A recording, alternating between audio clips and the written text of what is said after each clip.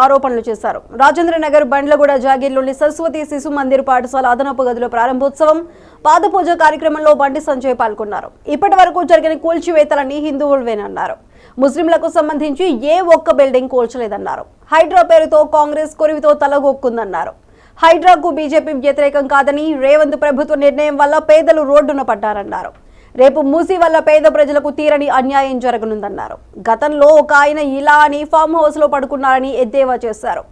జీతాలు ఇవ్వటానికి రుణమాఫీ 6 గ్యారంటీలకు డబ్బులు లేవన్నారు. స్థానిక ఎన్నికల్లో కాంగ్రెస్ కనుమరుగవుతుందని జోసేన్ చెప్పారు. బీఆర్ఎస్ కాంగ్రెస్ లకు ఒకటే గతి పడుతుందన్నారు. తెలంగాణ మరో శ్రీలంక కాబోతుందన్నారు.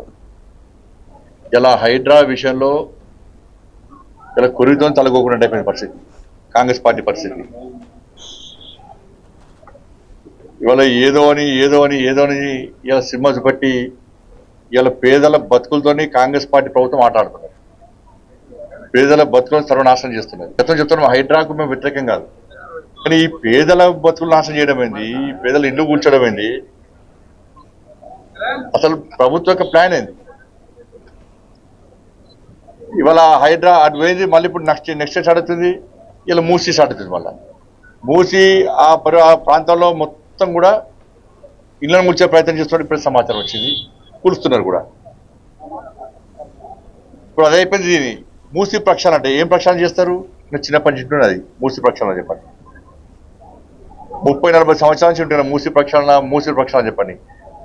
అంతకుముందు ఆ జపాన్ నిధులు ఖర్చు పెట్టారు, నెక్స్ట్ జమైకా నిధులు ఖర్చు పెట్టారు.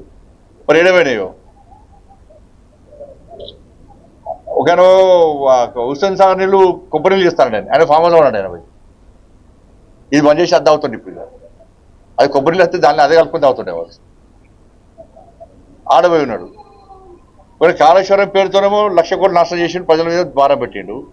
ఇప్పుడు వీళ్ళేమో మూస్తున్నది ప్రక్షాళన కోసము 1,00,000 కోట్లు ఖర్చు పెడతారట. ఇవాళ జీతాలు వేయడానికే పైసలు లేవు, 6 గ్యారెంటీలు అమలు చేయడానికి పైసలు లేవు, రుణమాఫీ చేద్దామంటే పైసలు లేవు, నోటిఫికేషన్ ఇద్దామంటే పైసలు లేవు, మహిళలకు ఇచ్చిన హామీలు నెరవేర్చామంటే పైసలు లేవు, ఉద్యోగులకు డిఎల్ ఇద్దామంటే ప్రమోషన్ ఇద్దామంటే పైసలు లేవు. వాళ్ళు వీటికి పైసలు లేవు. 1,00,000 కోట్లు ఎక్కడి నుంచి వరకేస్తారు? ఏ నుంచి వరకేస్తారు? మళ్ళీ ప్రజల మీద భారం పెడతారు. ఆయన 5,00,000 కోట్లు అప్పు చేస్తే వీళ్ళు 10,00,000 కోట్లు ఇలా చిప్పజెత్తి కాదు. ఇవాళ శ్రీలంక తరహా పరిస్థితులను తయారు చేసే ప్రమాదం ఇలా కాంగ్రెస్ పార్టీ ప్రభుత్వ హయాంలో జరగనున్నది. శ్రీలంకలో గిట్టే జరిగింది. కేసీఆర్ అంటే కేసీఆర్ జుట్లకెళ్ళి జరగను వీళ్ళు.